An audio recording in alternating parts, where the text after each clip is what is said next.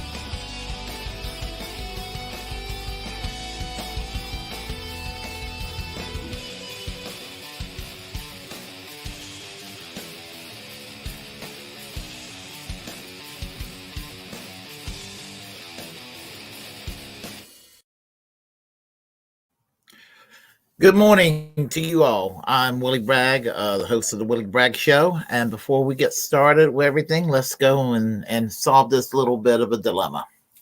Hit that like button because it helps with the algorithm on all the platforms that you press the like button on. Hit that subscribe button and notification bell if you're on YouTube. Follow me if you're on Twitch. Subscribe and follow me if you're on Facebook, and follow me if you're on Twitter, and all will be well. And I want to talk about the election as we go into the year 2023. And you know this election thing that happened. Well, we thought it was going to be a humongous red tsunami. It was to be expected. Usually when Democrats are governing, they don't do shit, and it looks like the Republicans end up taking over one or both chambers of Congress. Now, it wasn't a Democratic victory per se, except that they didn't get the ass kicking that they thought they were going to get. They didn't get it to the level that they thought that they were going to get. They're pretty much where they were at as far as the U.S. Senate. They did lose the House, but it was not by a hell of a lot. It was just, basically, their slim majority turned into a slim minority. The Republican slim minority turned into a slim majority. And so this is going to be an interesting. You're not going to see really a hell of a lot done in the next 2 years. So there's a lot of blaming going around. And I hate to defend the person I'm going to defend. And I'm not really defending this person. In fact, I despise this person that it sounds like I'm going to defend. But they're blaming Mitch McConnell for the election being the way it was. Sorry, that's not Mitch McConnell didn't cause the election to go in favor of the Democrats. The reason why the Republicans fucked up this election is because they insisted on running extreme right-wing nutcases. That's what it came down to. I mean, you keep embracing the Marjorie Taylor Greens and the Lauren Boeberts and the Paul Gosars. I mean, you get to a point people are just going to be like, get that shit away from me. That's not popular. I mean, it makes me feel good to say that for a change, because it seems like it was a time when the more demented right wing you were, it seemed to have increased your chance, especially between the East Coast and the West Coast. And I don't necessarily think it's a derogatory term, but some people do. Flyover country will elect a lot of nutcases. And it's so easy to dismiss the nutcases and elect good people everywhere. You just got to go and rely on class warfare, Democrats. That's what you got to rely on. But anyway, so, you have a civil war going on in the Republican Party in the U.S. House of Representatives. I love it. There is a Lauren Boebert, Marjorie Taylor Greene divide over who to support, whether to support Donald Trump or whether to support Ron DeSantis. There is a divide between, which right-wing person to support for speaker or whether to support Kevin McCarthy. This is what's going on right now. So in the Senate, why did the Republicans not take over the Senate? And so people are looking for somebody to blame. And it's ironic that Mark Levin from talk radio, one of the most obnoxious voices on talk radio, is out there to blame Mitch McConnell for Mitch McConnell for the Republicans not winning the Senate. And so what I'm going to do, I'm going to play you just a little bit of a snippet here from a couple of years ago. Shows you how times have remained the same in spite of what's the saying? The more that things change, the more things remains the same. And this is from almost 4 years ago. So I want you to listen to what Mark Levin said 4 years ago because it connects with today. I want you to hear Mitch McConnell at a press conference today on his principled position. I want you to listen to him and keep in mind how Schumer speaks and Pelosi speaks, but I want you to listen to the Republican leader in the Senate. And I want you to keep a few things in mind. When we had the Senate in the House and the presidency, what did McConnell do on the border issue? Nothing. He has exploded the debt during his tenure. Okay, hold on. Let's play that again. Hold on, because there was something I was going to say. Go ahead. I want you to hear Mitch McConnell at a press conference today on his principled position. I want you to listen to him and keep in mind how Schumer speaks and Pelosi speaks, but I want you to listen to the Republican leader in the Senate. And I want you to keep a few things in mind. When we had the Senate in the House and the presidency, what did McConnell do on the border issue? Nothing. He did what you like him to do, and that is to embrace U.S. foreign policy to make things so horrific for the people in Latin America that they become a so-called border crisis. It's not a border crisis for me, but it's a border crisis for people like yourself, Mark Levin. But you reap what you sow, because you don't want government doing good things for people in other countries, just like you don't want government doing good things for people here. He has exploded the debt during his tenure in Washington, D.C. Well, again, you would do the same thing too if you were a U.S. senator or a member of Congress. Priorities in voting, because you would vote for the same corporate welfare. You're for corporate welfare, and you're for massive tax cuts for the wealthy, and you're for a powerful military-industrial complex that ends up paying $600 for toilet seats. I remember that from back then. And I'm sure those $600 toilet seats from the 1980s are probably $1,500 or $2,000 today with the way inflation comes around. You're for these things, Mark Levin. So is Mitch McConnell. The government must do. We cannot shut the government again. I told you before. It's like the bridge over the River Kwai. He's the colonel. Blow up the bridge! Blow up the bridge! They built the bridge at the gunpoint of the Japanese. A Japanese train is coming. He's to blow up the bridge. And he falls in love with the bridge. And he won't blow it up. Then he gets shot. And he falls on the plunger and the bridge blows up. But that's Mitch McConnell in many ways. He's in love with government. You are in love with government too. You never really had a private sector job until you had this stupid radio show and your position on Fox. How do you get to where you're at today? You got your position by working under Ed Meese in the Reagan administration. That was your first real job. So you were involved. Government is what got you where you're at today. You were under government dole, Mark Levin. It's just easier to cut deals. It's easier to spend money. It's easier to run up the debt. And that's what he And then that's what you want for your projects. does. And I'm sick and tired of it. I don't give a damn what you're sick and tired of. Anything you're sick and tired of, I'm probably for it.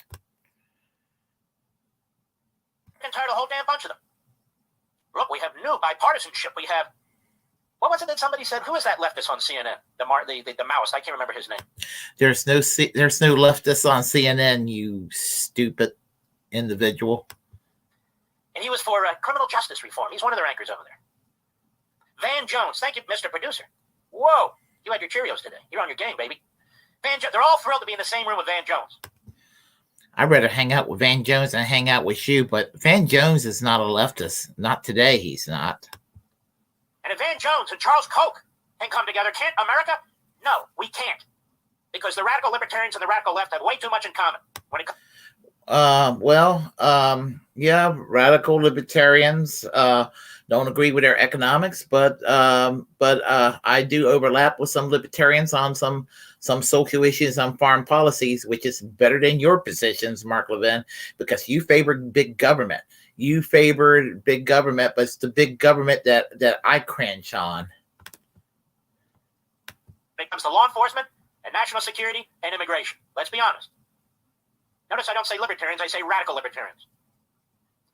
And all the Yeah, but you're not even a libertarian. You're not even a moderate libertarian. What you are a typical partisan garden variety Republican. You're garden variety neocon from the Bush-Cheney era, and that's really what you are, and that's what you miss.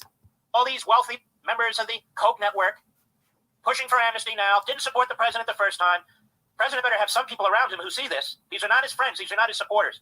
Any momentary quote-unquote victory will be an ultimate disaster. I supported an amnesty program. Thank you very much. Even your Lord and Savior, the one you talk about the most, that you love and you sit there and you jack off on your radio show, Ronald Reagan, was for an amnesty program. Or did you forget that?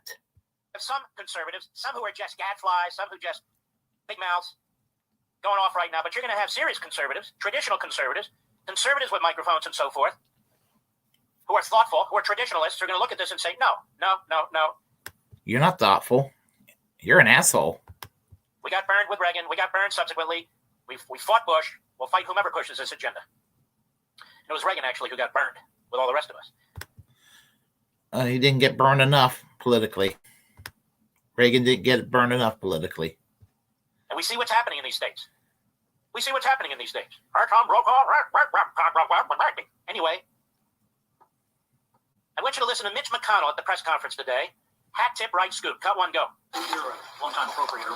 What is the right scope for this conference committee? We've had other people talk about immigration. Now stop right there. They have a conference committee, right, to discuss this? And the guy says, what's the right scope? And McConnell starts laughing. You want to know why? Because there is no right scope for McConnell. Just get a deal. Keep the government open. Let's start from the top, Mr. Producer. Cut one, go.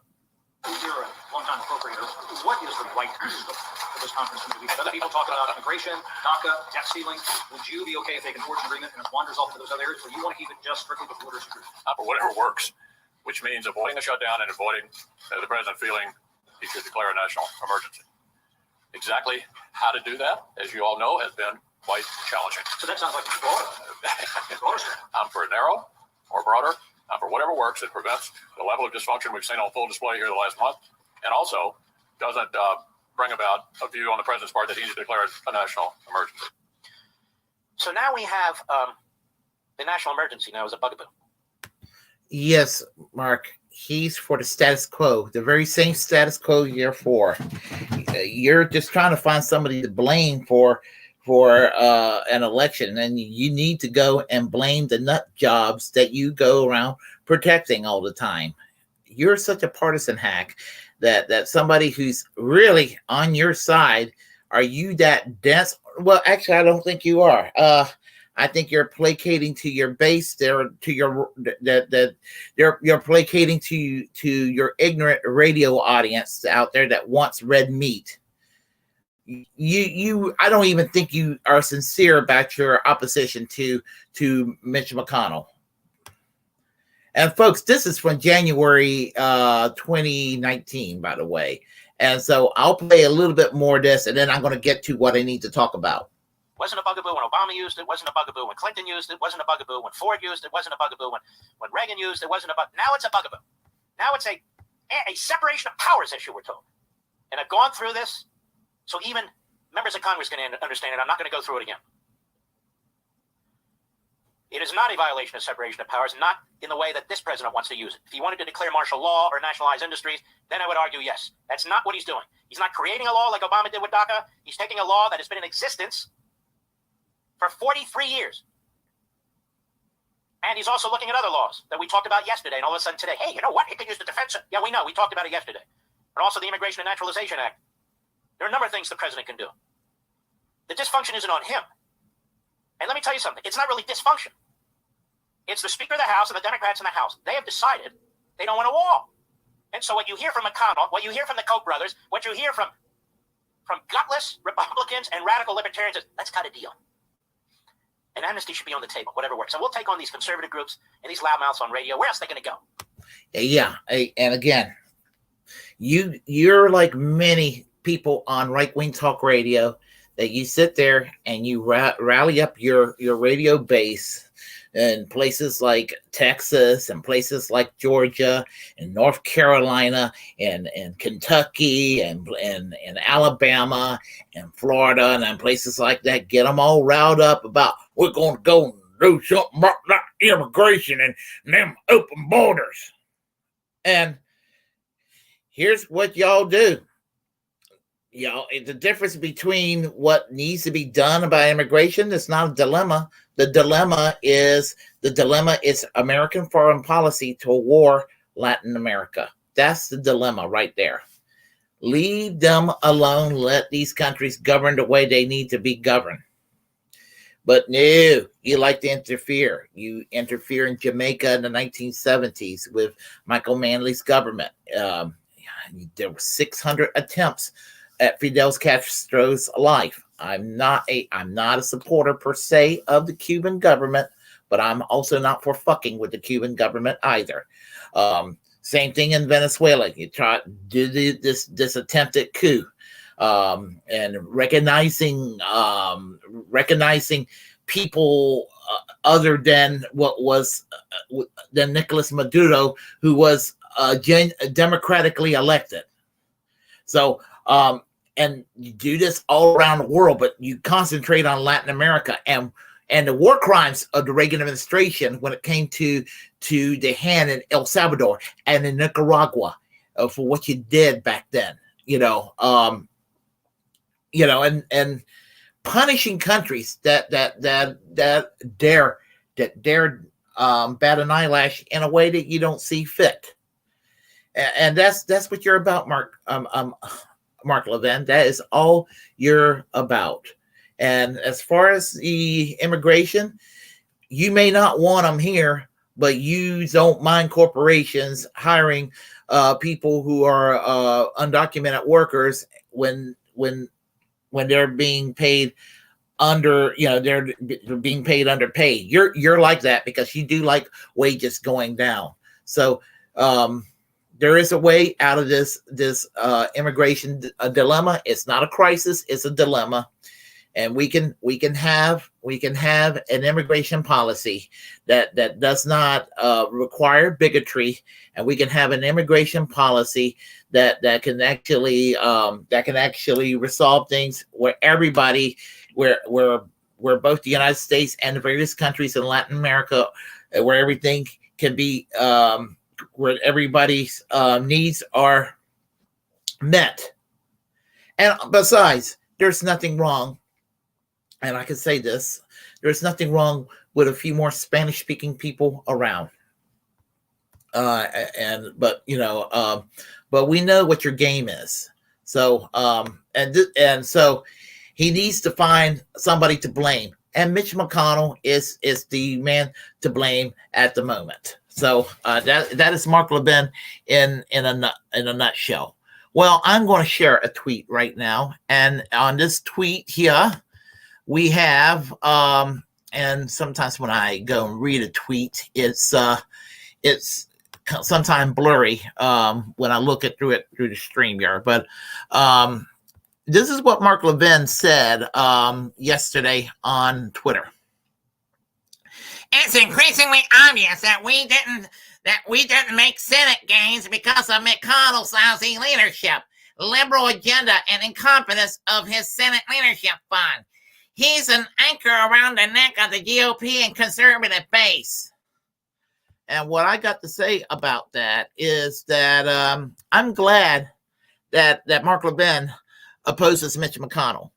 I mean, you know, I really am. I'm honest to God. I really am. I am really, really glad. In fact, it delights me because, well, how shall I put it? It goes like this. It really do. It goes pretty much like this. I'm glad that he opposes Mitch McConnell. I mean, because Mitch McConnell gets everything done policy-wise that people like Mark Levin supports. I mean, it's no secret. I mean, everything that Mitch McConnell supports is pretty much everything that I oppose, the very status quo that I oppose.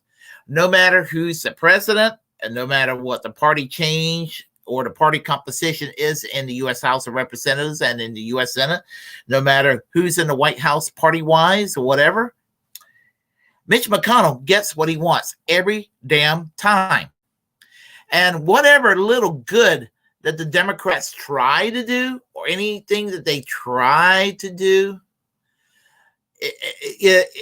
it's from the Republican side, it's usually Mitch McConnell throwing a monkey wrench. Yeah, Democrats throw a lot of monkey wrenches in there too themselves.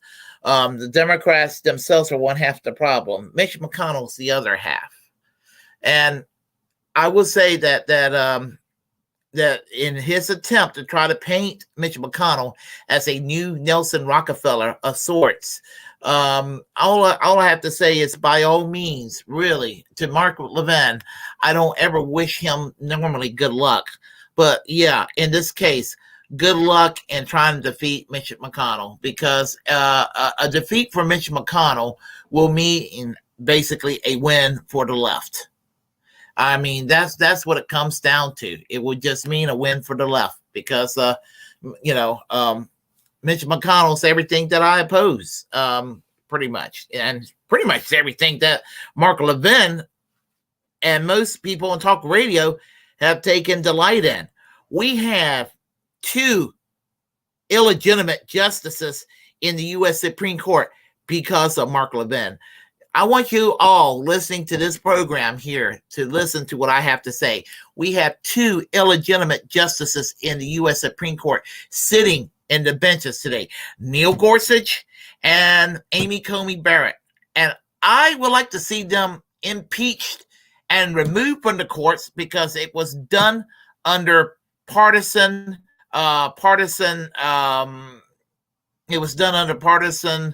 circumstances, and it was done against constitutional procedure. When a Supreme Court justice die, there's supposed to be a hearing. There's supposed to be a hearing, and you're supposed to do the hearing and appoint a justice. When Anthony Scalia died 1 year before the election of 2016, Mitch McConnell's like, we can't do this a year before the election. Or let's see what the assault's going to be in the next election. You know, in other words, he was hoping that a Republican was going to become president so they can put in a justice. That's what it was all about. We were the justice was cheated from the previous administration. Not that I was any fan of Barack Obama, but he was deprived of appointing a justice in the Supreme Court for political reasons. And Mitch McConnell is a piece of shit for what he did. Now, what did he do when Ruth Bader Ginsburg died? He did the very opposite. He did the polar opposite of what he did previously. He rushed, and he was hypocritical and in people's face about how hypocritical he was, and he rushed to get that Karen Amy Coney Barrett in the Supreme Court as quickly as he could. I personally do not recognize Neil Gorsuch, nor do I recognize Amy Coney Barrett personally. Now, what I think and what's official, I know are two different things. But as far as I'm concerned, they're illegitimate.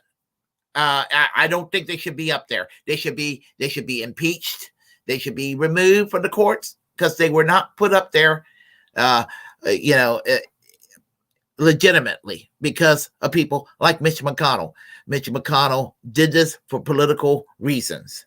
And because of this, everybody got scared on the Republican side. I know people personally that are like, well, we know that Joe Biden's what he's going to do. He's going to go and he's going to go and expand the courts. I don't see the courts expanding. I don't see the courts expanding at all. In fact, Mitch McConnell conned Joe Biden into making a deal with Judge Jackson that if they put her in the court, found any trouble, that he'll go and he'll go put like 2 or 3 pro-life justices in the court or something like that. He is able to get what he wants no matter what the situation is. And I want you all to realize that he is able to get what he wants no matter what the situation is. So anyway, I don't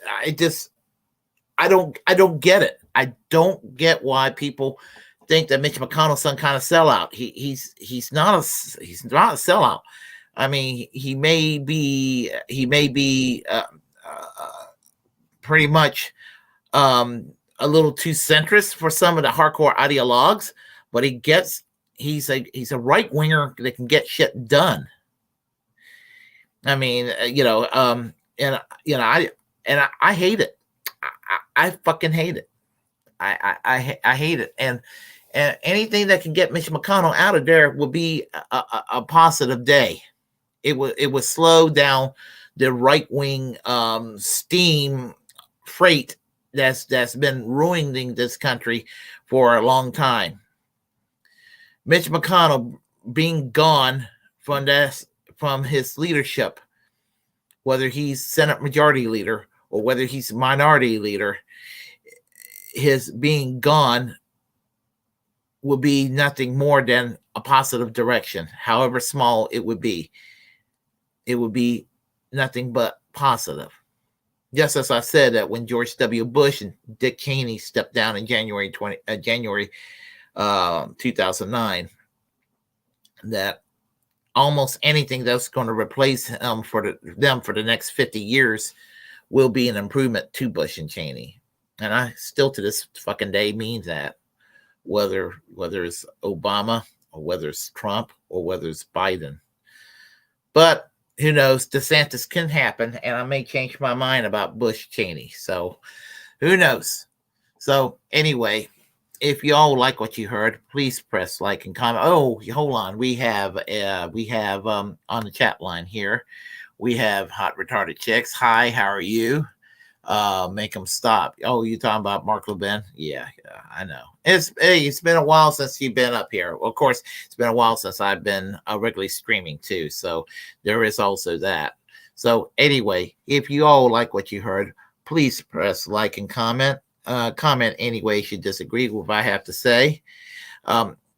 Feel free to share the content on this channel. As a First Amendment absolutist, it's my duty to inform you to create your own platform and utilize it, because we are, in fact, the muckrakers of our time. And always, subscribe to my channel here on YouTube. Follow me on Twitch. Follow me on Facebook, and follow me on Twitter.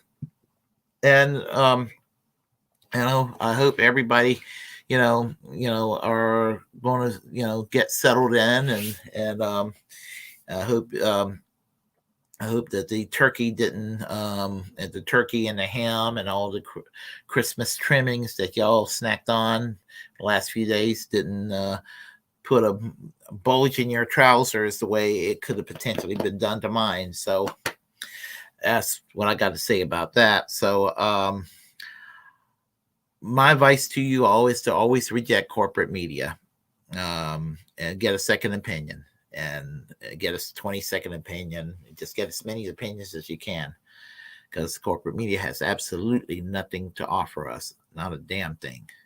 Until next time, I'm Willie Bragg. I will see you all next time, and hopefully a couple of more times before the New Year. Take care. Bye-bye.